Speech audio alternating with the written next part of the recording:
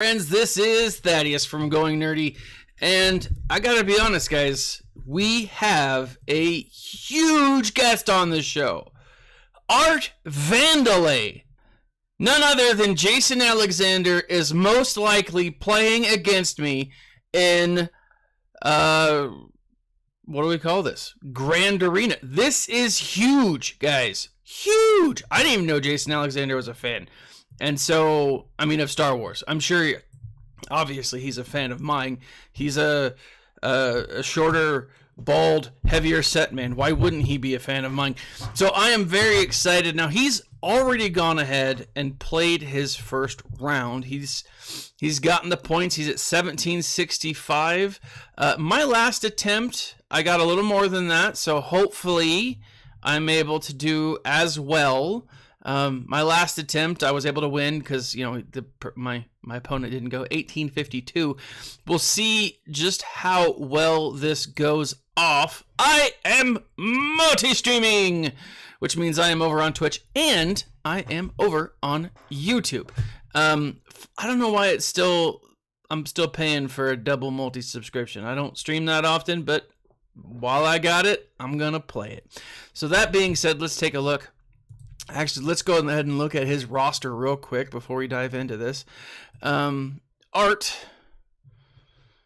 He's got a... I think I outgun him, right? I think that's where it lies. He's got a 6-star executor, which isn't a bad thing, right? Lots of 6-star executors can do really well. We've got Lord Vader, Jedi Master Kenobi, Sith Eternal, and Jedi Master Luke. So, I don't know. Struggle is his guild name, so we'll see how this goes. This could be a really short battle. This could be a really long battle. I don't necessarily know, but I'm going to have fun doing it. Up top, he's got Bo-Katan Kryze. He's got Palpatine. He's got an Omicron on this fella. He's got an Ewok team, which, mad props, man. Like, mad props. I've not fought against an Omicron Ewok team, and I'll be honest, I'm a little nervous. This is... You never want to take the Murder Bears with anything less than respect. And he's got a Padme team. This is his top row. And then down here, we've got Raddus, Admiral Raddus, with lower tiered characters, so I'm not super worried. We've got a Krennic, we've got a Qui-Gon, and we've got a General Grievous. Now, none of these in and of themselves are super scary, but it's one of those things where you never want to take chances. So I'm going to start off with Grievous. I'm going to do my straight counter. I'm going to do Rebels. I'm going to go... I'm going to do this. I'm going to do a full team, right? He's got a Relic 7 Grievous. Not super worried about this, but let's go ahead. I mean, let's do it. Now, as we are playing, as always, I do like to talk Star Wars, and oh my goodness, do we have a lot to talk about. You are either probably watching another streamer, or you're watching live Star Wars Celebration, which has been interesting, for sure. I watched almost all of yesterday. I tried to watch as much as I can, then I tried to go back on the replay. I'm going to have to dissect it from time to time.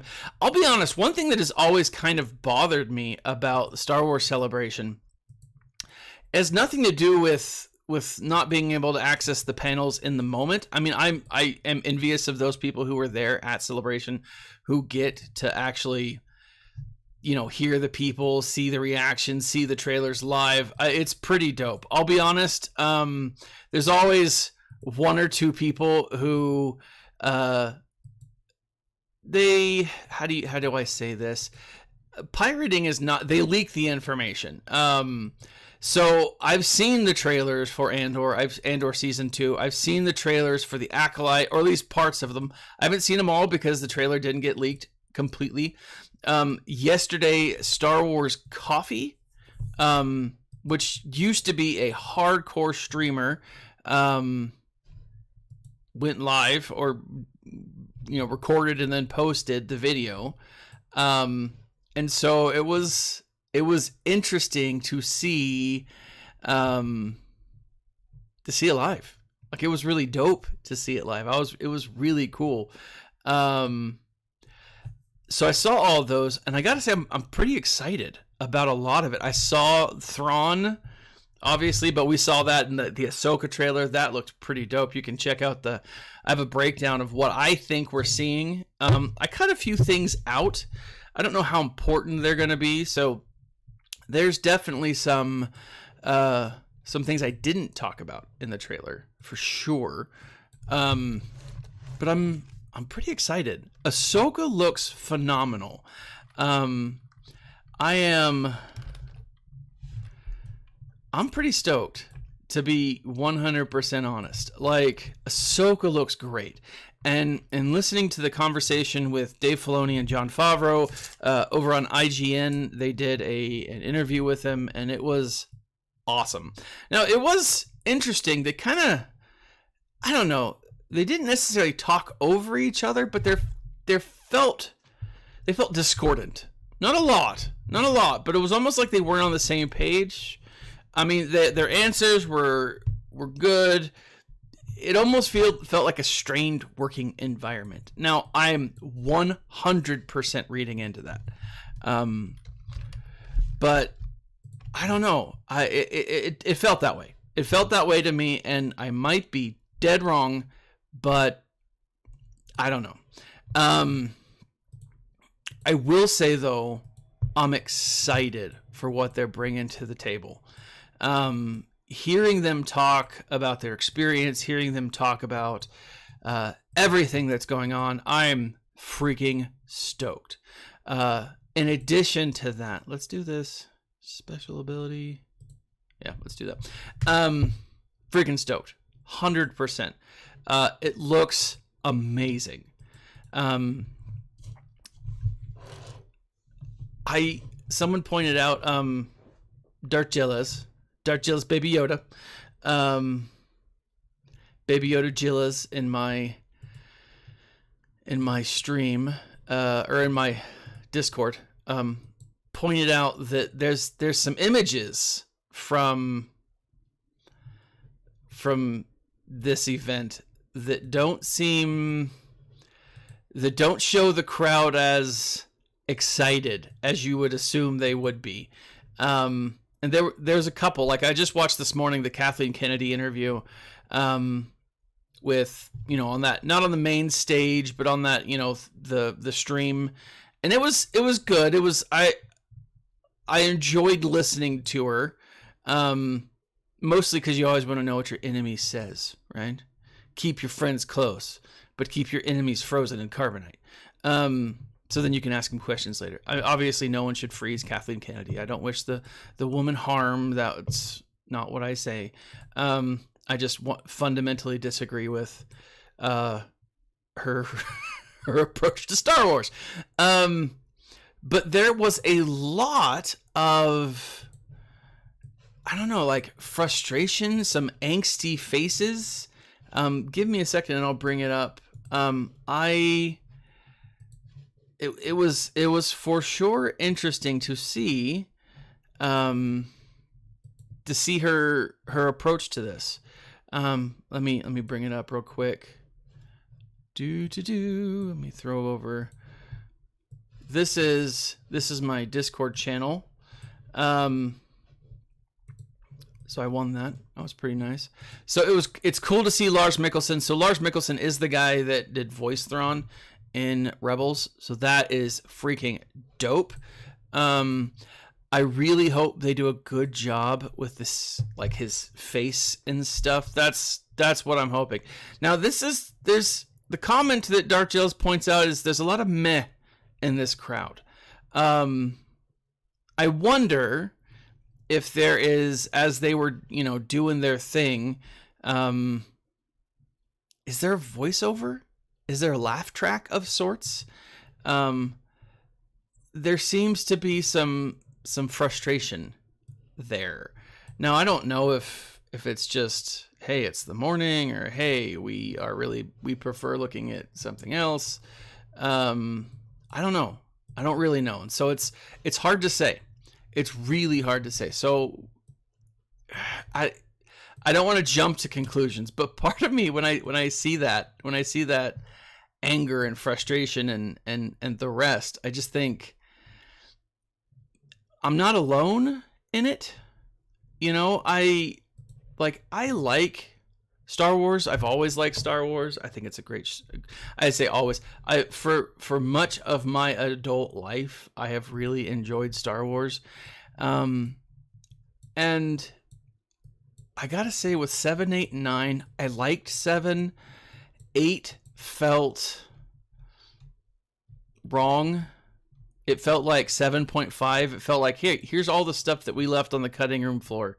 And then I honestly, I've seen 9, I think twice, and it's frustrating how little I enjoy 9. Because it should be, culminating film, and like, there are people out there who love it. I'm just not one of them.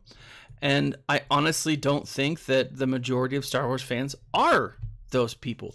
Now, we did see it with 1, 2, and 3, a lot of dislike, a lot of frustration for 1, 2, and 3 when it originally came out. And so part of me has always felt like, well, maybe time will improve these. But what really improved 1, 2, and 3 was the Clone Wars, right? And it doesn't seem like they're spending a ton of time building love for what you would see in 7, 8, and 9. And I'm not sure that you'll be able to be 100% honest.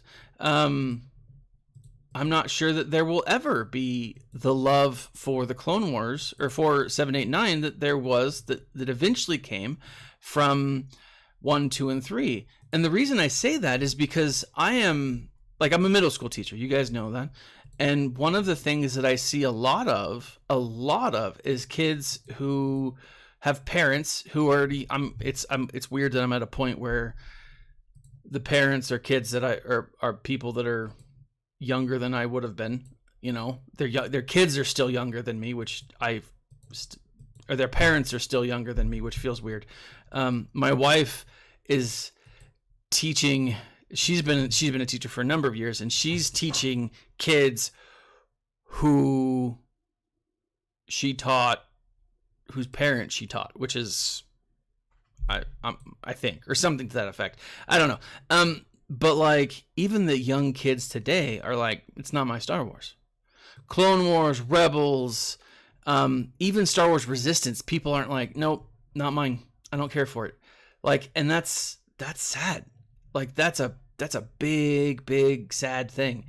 And so, like, I don't think it's gonna have the same weight, the same gravitas, 7, 8, and 9. And so, like, with this new movie that's announced, right? So Rey's coming back, and she's gonna be the Master Skywalker. She's gonna bring things back around. Like, they need to make a ton of changes to the character of Rey, to the character of Finn, for this to even be, I don't know, enjoyable. I feel like that's the wrong word, but it's also the only word that I can think of. Again, 7 was great, but they set Finn up to be a Jedi. And then throughout 8 and 9, it's like, oh, he's sensing things, right? And then it's like nothing. And then all of a sudden we have a Lego movie that it's like, oh, I'm training with Rey. Where did that come from? Right? I'm not against changes to Star Wars. I'm against bad storytelling. Let's go with Kylo here. I don't think, no, I want to save, I'm going to do my Imperials. I'm against bad storytelling, and 7, 8, 9 to me felt like bad storytelling. Can they fix it? I think they can. Logan McGrath! How are you, my friend? I agree. Like, Luke should have been the epic hero. You know, the fact that Luke is this sad sack who's like, oh, my first apprentice went bad. No. Man, Luke thought Vader was savable. He absolutely would think Kylo is savable. Now, here's what needs to happen, okay? And I've said this before. I'll say it again. And I'm going to turn this into like an actual video because I don't want to have to remake it. Luke needs to have his Mara Jade die. That's what needs to happen. So I think about what would stop Luke from being that ultimate positive force in the galaxy, right? So his father died. His best friends are having some marital troubles, right? Whatever. His best friend / sister, right? Marital issues. But here's what I think. Luke needs to get married.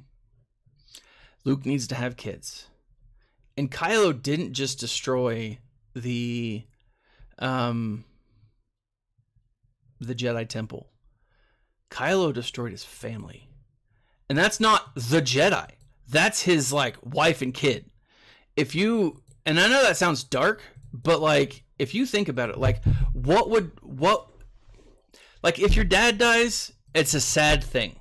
It is. But look at the way his dad died. He put him through a ton of hell, right? It makes sense. And sadness, right? But he was redeemed at the end, right? Then we have, like, if we have a wife and a child die, that's a very different situation. A very different situation. And it would probably be, I can't speak from experience, gratefully, it would probably be a lot harder to deal with than a full-on, oh, well, your dad was evil? Okay, whatever. You know, you knew him as evil, then it turned out he was your dad. Okay, there's some mixed feelings. Gotcha. But think about, like, the hope of a new order, right? Luke is training Ben. Luke's happy. He's at his happiest. He's living the order that he thinks he should be living, right? Maybe he has a set of twins, right? Maybe he has a wife and kid, and he's like, oh, well, you know what? You know, I didn't follow the order, but that's okay because, you know, it's not a big deal. The Last Order went bad, or the Last Order missed a bunch of stuff. I feel like I'm on my, even though I'm building it and I'm strong, I'm doing my thing. And then everything's going Luke. Everything's, you know, turning up Luke. Everything's turning up Milhouse. But then his Padawan gets seduced by the dark side. Okay? That is, in my mind, the only way that this can make sense. That this can be brought back. You know, I just don't see it as anything else. Because you have so many moments where Luke is like, nope, Vader's good. Nope. There's good in everyone. It's possible. I'm not gonna give up on anyone, right? The only thing that in my mind that would take that away is if he lost his family, like his legit family, not just the family that he was born to, but the family that he created. That, in my mind, is more powerful of a story and would give Luke, it would be in keeping at least, right? And then it would make his redemption that much more powerful, right? So, like, I'm not opposed to the idea that Rey is the new Jedi Master. Like, that's not something that necessarily bothers me. But again, what bothers me is all the other crap that led up to this. They haven't introduced a lot of things. Now, is that something Dave Filoni is going to discuss? Is that something, you know, are they thinking that, like, if Rey teams up with Baby Yoda, it's going to be salvageable? I don't know. It feels like that's probably the direction that they're going. But we need to see the change in mindset for Luke, because then when he's redeemed, it's way more powerful. You know, that is better storytelling, right? That makes sense. The fact that Luke is this great guy and then all of a sudden just gives up on the Jedi because one bad, now granted, it's a big bad thing, but one bad thing goes wrong, it doesn't feel like Luke. Luke, the eternal optimist, wouldn't do that in my mind. I really don't think that he would. But, I mean, it doesn't sound like, from what I'm seeing, it doesn't sound like that we're going to be getting the change that I think a lot of people are looking for. You know, we're not going to be getting the revamp. Now, granted, they're not going to announce hey, Kathleen Kennedy's leaving Star Wars at the end of this year. That's not going to happen, right? But I mean, it would be nice. I think we'd all be okay with that. Oh, she brought him back. I should have known that was going to happen. Well, let's kill him again. Boop. Yeah. I'm still really hoping that, like, more comes out. I'm also really excited to see some more things. My ultimate hope for the rest of Celebration is that they release these trailers soon, because they need to. This isn't stuff that the public needs to be, like, just doing about. They need to show the awesomeness. I'll be honest, Acolyte, from what I saw, looked dope. I mean, if you missed the beginning, like, I did see that a leak. Star Wars Coffee, the YouTuber who hasn't done a whole lot of YouTubing lately, I don't think, recorded them and posted them, and I downloaded them. So, I think, I don't know. I just think that there needs to be more, is the short answer. Let's go Padme real quick. Who'd be a good counter to Padme?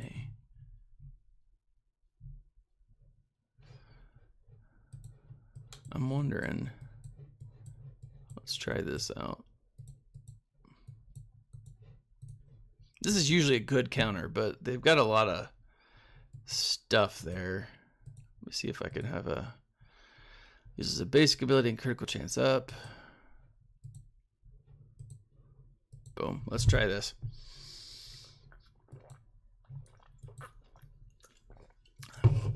That's a pretty big team, though. Yeah, there's a lot of stuff that needs to change. And they can't be stewing over this. Like, this, fans need to be, they need to see, they need to be excited. They need something to be excited for. I'll be honest, episode 6 of The Mandalorian was weird. It was just strange. Like, I was watching it Wednesday morning and I'm like, is that Jack Black? And I was like, that's Jack Black. Oh, Lord Vader is such a grind. I'm not even going after him right now. I should or could, but, like, it's the gear requirements. That's what's killing me.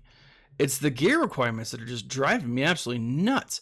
Like, I'm going after the Inquisitors, and they need so many of the same pieces. It is just insane, and I'm not a fan.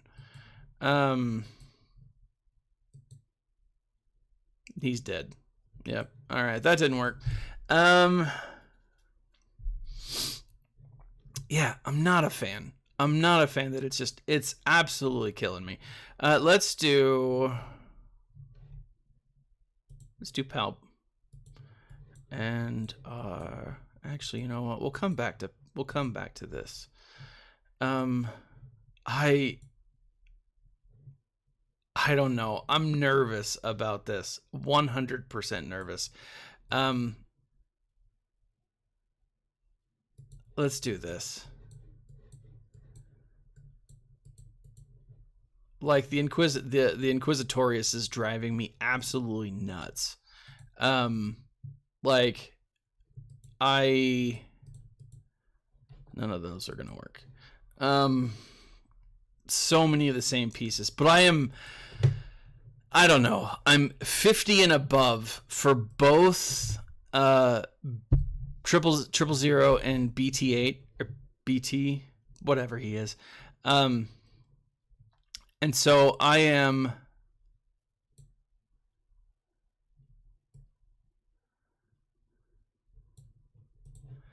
very stoked for this. And so as soon as BT and 000 are as soon as they're good, as soon as they're up, I'm going for them. Afra is gonna be my next. Is really what I'm farming. The Inquisitorius, it's a slow grind for them. Now, what I could be doing and probably should be doing is getting those pieces ready for 000 and BT, and then when they're ready, I can just take them to, I think Relic 5 is the base, but I think I'm gonna get them a little higher because I would like those droids to be dope. But we'll see. I mean, that's what I should be doing, but it's more of those are ones that I'm willing to farm. You know, it's like I'm willing to farm that if I know that's, I don't know. It's just, there's so much farming involved. I didn't realize I'd be a farmer in my adult life. I'm just a farmer of digital Barbie dolls. All right, Chirpa's down. Let's take out these back row real quick. But no, I'm pleasantly optimistic. I'm cautiously optimistic for the new Star Wars, for all things Star Wars right now. And so we'll see. I don't think I need all of, I know I don't need all of those, but I'm going to bring them in just in case.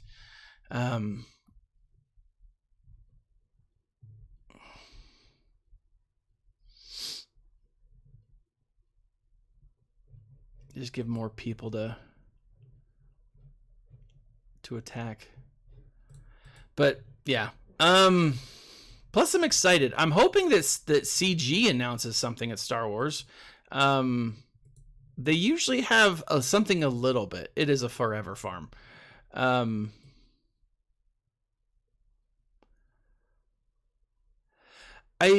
think you're right, Logan. Filoni is great with cartoons. He's great with story and lore. I think he's struggling a little bit with the adaptations, the live adaptations. But to be honest, I'm not sure if that can be squarely pinned on him, you know? Cause he's the showrunner, but he's not the director.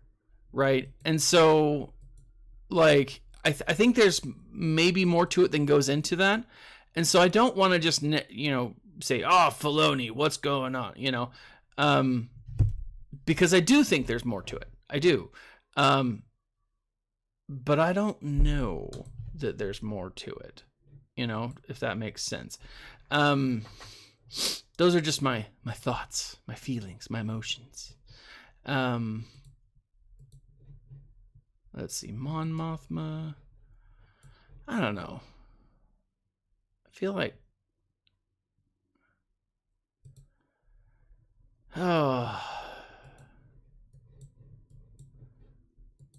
let's throw Wampa in there. Let's see if we can get a big old bad Wampa attack. That'd be. Who he is? No, he's an attacker. So, right? He's not a tank. He's an attacker.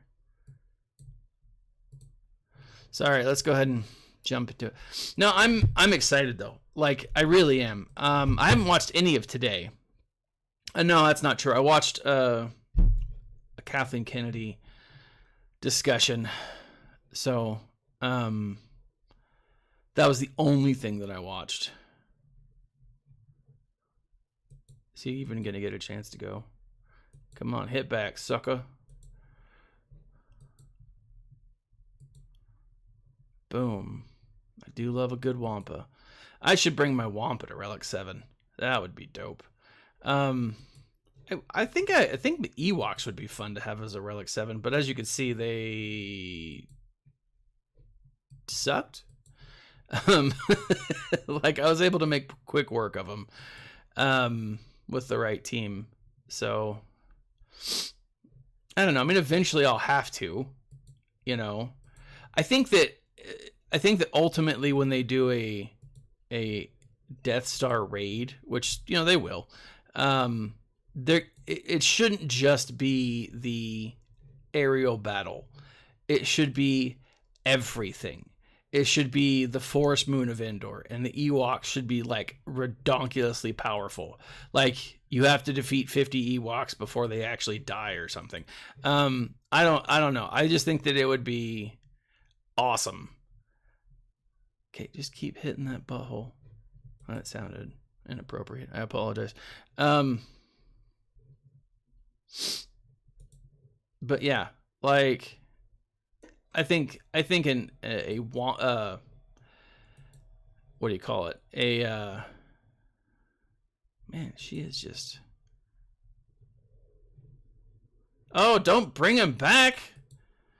But yeah, if and when they do because eventually they'll do it, especially now that they're like, oh yeah. I've heard rumor that it's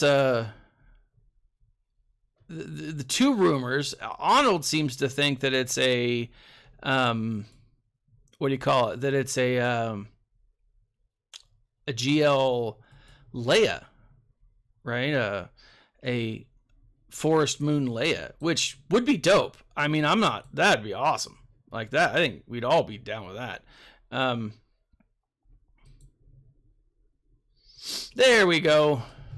But like, yeah, I think ships are gonna be big. I think they're going to eventually do. They need to spend some real time on ships because they haven't, and they just need to like the ship, not just the ship raid, but like everything ships needs to be better, needs to be good. And right now it's not as good as it could be, and that's the thing. It should be better than it is. I'm gonna go ahead and use Mandalorians here, because I can. A ship raid would be dope. A GL ship would be dope. There's a lot of really awesome things that would be exciting to see. Like, that would be really exciting to see. I'm going to go with this one. But, I don't know. We'll see. I think they need to they've done a pretty good job of being communicative lately. It's not been like some of the stuff we've seen in the past, which is nice, because in the past it's been, oh, we're not going to say anything, and it's like, okay, well, screw you guys. And I think they're doing better, is the short answer to that. Man, this is easy peasy lemon squeezy. And shablamo. Nice. All right, now we just got to go deal with Padme Amidala. No, so I do hope that we see some more things. Personally, Star Wars related, I hope we see some better books. I've jumped into the High Republic for a bit, and I'm just not as excited as I think that I should be. There are some cool things. There's some really cool things. I'm going to do this. But it's just not what it should be in my mind.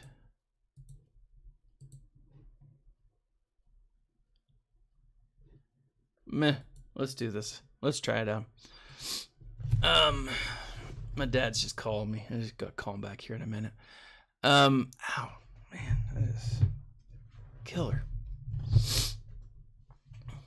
This might not be the best team. Let's go ahead and peg her. I'm just thinking that a lot of death will happen.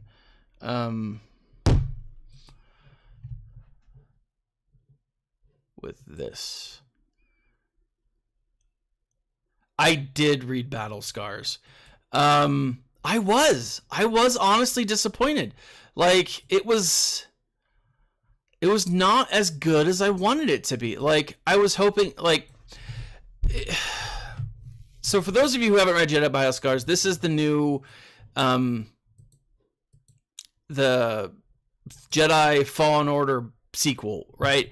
And really what it did is it introduced, like, I don't know, like, one, it was cool to see like that weird bird creature. I'll be honest, the kind of main thing, you know what I'm talking about because you've read it. But like it was disappointing. Like, it was. I wanted a lot more from it, and I just didn't get it. Like, I'll do a book review for it this weekend because it disappointed. Now, it was interesting. It was interesting, but it wasn't what I would call good. In fact, like so like everyone knows, I do Audible, and because I don't have a whole ton of time, to do stuff. So I listen to my books, a lot of them. I mean, sometimes I read. And, obviously, I have a bookshelf behind me. I've read almost all of those books. Some of them I buy because I'm like, ooh, a book, and I'm like, ooh, and I go and get it. Sometimes these are what's behind me is often books that I listen to that I'm like, I'm gonna read that again, or I need to sit down and actually read that because I really enjoyed it. I'm not gonna get Battle Scars. Like, I'm not. It just wasn't good. It wasn't good enough for the shelf. That's really what it comes down to. Will I spend twice on it? The answer is no. In fact, even though it was a quality audio recording, I might actually get rid of it. Like, that's kind of my feeling. Like, Marin is, there's in the book, or in the video game, there kind of is this like tension between Cal and Marin. Turns out Marin is not into Cal that way, although probably is. Marin has a whole relationship. She loses her fire. The book should be called How Marin Got Her Groove Back.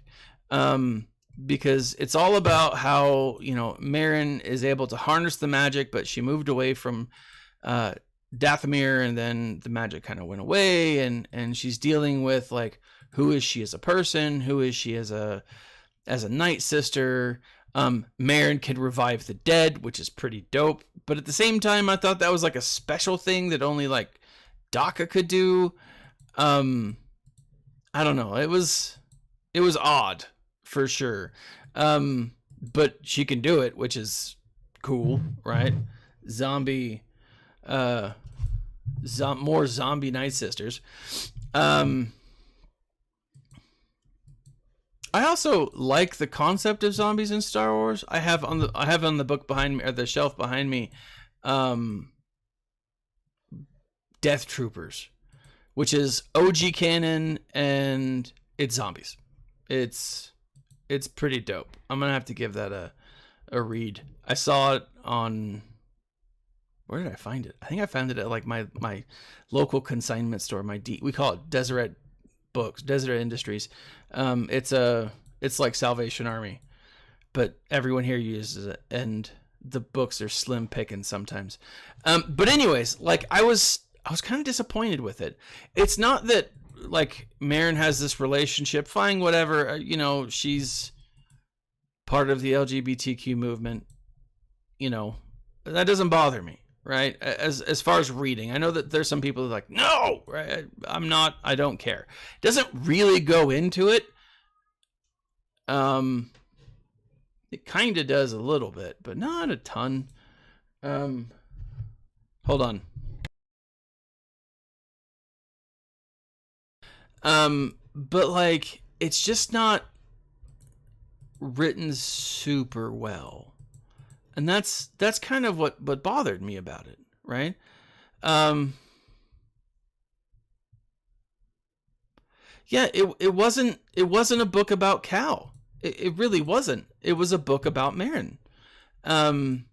Which, you know, fine, but again, that's not what they were marketing. You're right, Nicholas. I think it was, and again, like that's the thing. If this is a book about Meryn, market it as such, because the books have been kind of like hit and miss. I mean, as far as like they're focusing so much on the High Republic, and it's like, look, that's fine. I'm not super into the High Republic. It's okay. Like it's okay. I mean, it's not my favorite. I get some of the books, and I've enjoyed, for the most part, what I've read, High Republic wise. I'm not loving it. I'm not.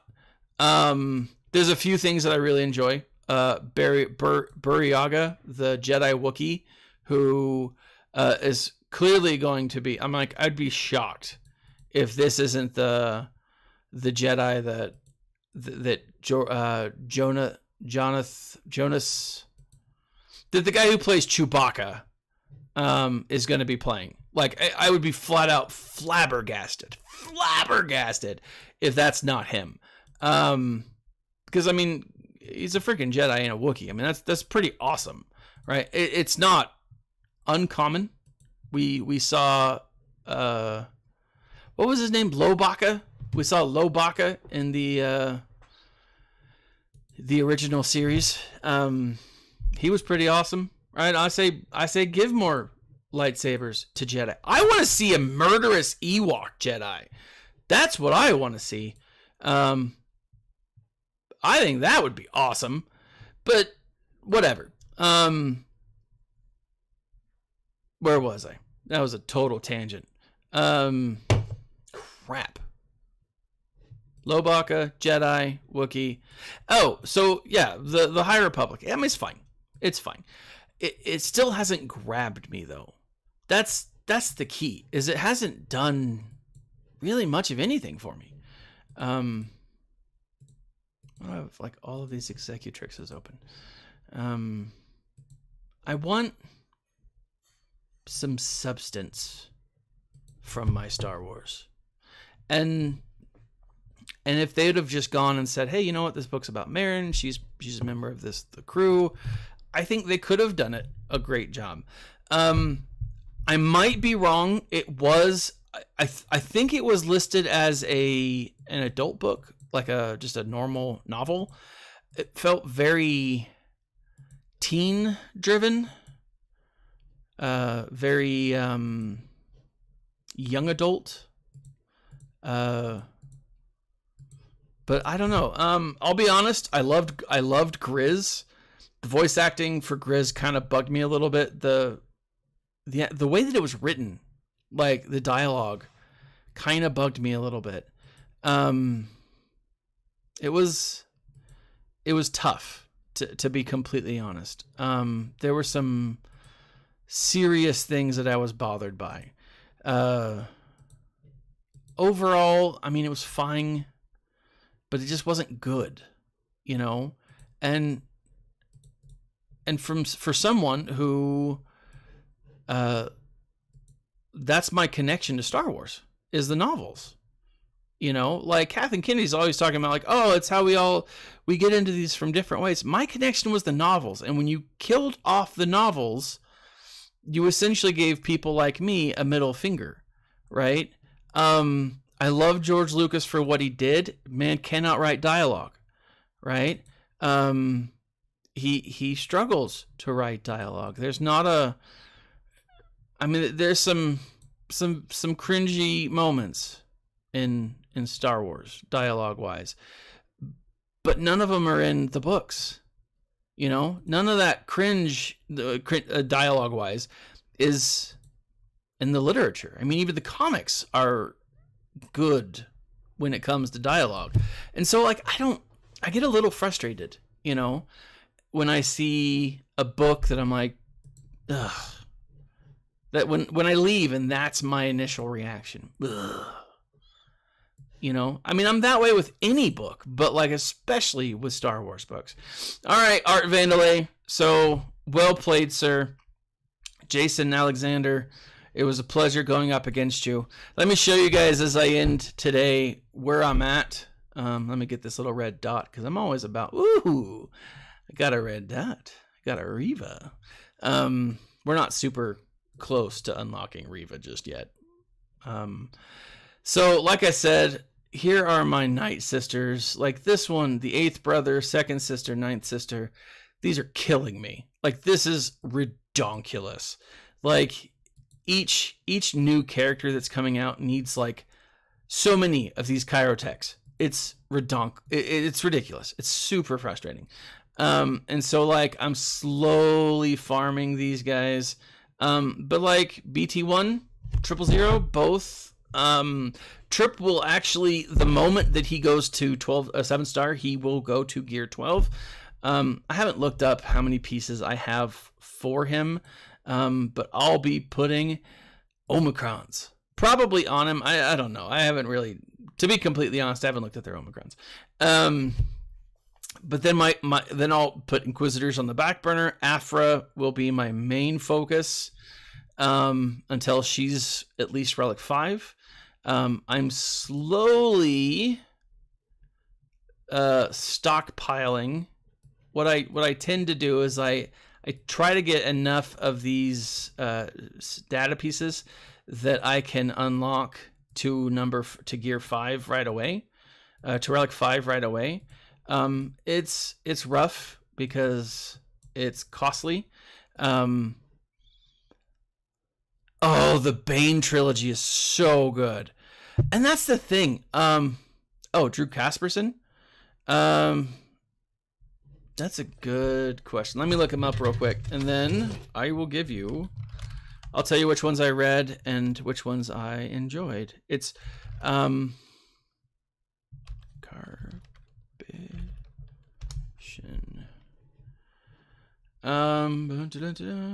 He's a lot younger than I would have thought.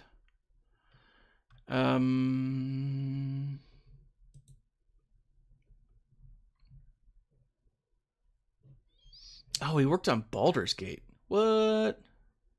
Oh, Revan, Annihilation.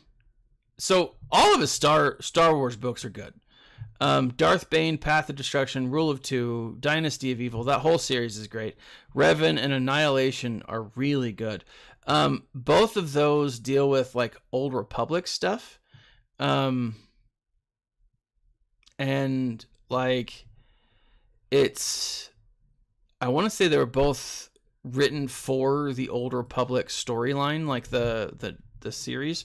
But he did Baldur's Gate, which that's interesting. We just went and watched, actually watched 2 movies this week. We did last night. We went and saw Mario, which I may be the only one who didn't like it. But then we also saw earlier Dungeons and Dragons, and I freaking loved Dungeons and Dragons. I have my connection to it, and I can talk about that a little later at a different time, but loved Dungeons and Dragons. But this is where I'm at. I am I'm slowly grinding these people when I'm thinking about it. These will be next on my 7-star list because they're close. Sirajunda, Cal, I mean, I don't know. I'm probably not going to farm them anytime soon. Really, to be honest, my main focus has and probably will be for the next little bit is mods. Like look at this. I've gone through and I've put on some dope mods. So like I'm very happy with these. The 18's not the best, but like these are good. And so my goal is to get all of the Hut cartel modded out because it's my best galactic legend, right? Got to get them like perfectly modded. Then I'm going to go back and probably look at whatever characters my ships are. So I'll probably look at my my profundity ships. Do they have the best mods on them, right? So the characters on them, do they have the best mods? If they don't, I'll make some changes, right? And then I'll move it around. But again, that requires mod material, and mod material requires energy, and it's a whole thing. So as far as characters go, BT1, these guys, I'm getting them up. They are my main focus because Aphra is coming. Then, I'll probably just keep on farming the brothers and sisters here. After Aphra is all the way geared 5, because why wouldn't I bring her to Relic 5, not Gear 5? Bring her all the way to Relic 5 because that's what's going to happen. And then finally it'll be Inquisitors. I'll go back to Bad Batch. I have them all unlocked. But they're not all geared because they take so much of the same freaking gear. Anyways, guys, enjoy the rest of Star Wars Celebration. I hope you have a great Easter. I hope you are staying safe if you are on spring break, like I am. I hope you have a great rest of your spring break. Enjoy the rest of The Mandalorian. Hopefully it picks up and ends well. We'll see. This has been Thaddeus. Like, subscribe, share, and as always, my friends, smile and stay nerdy.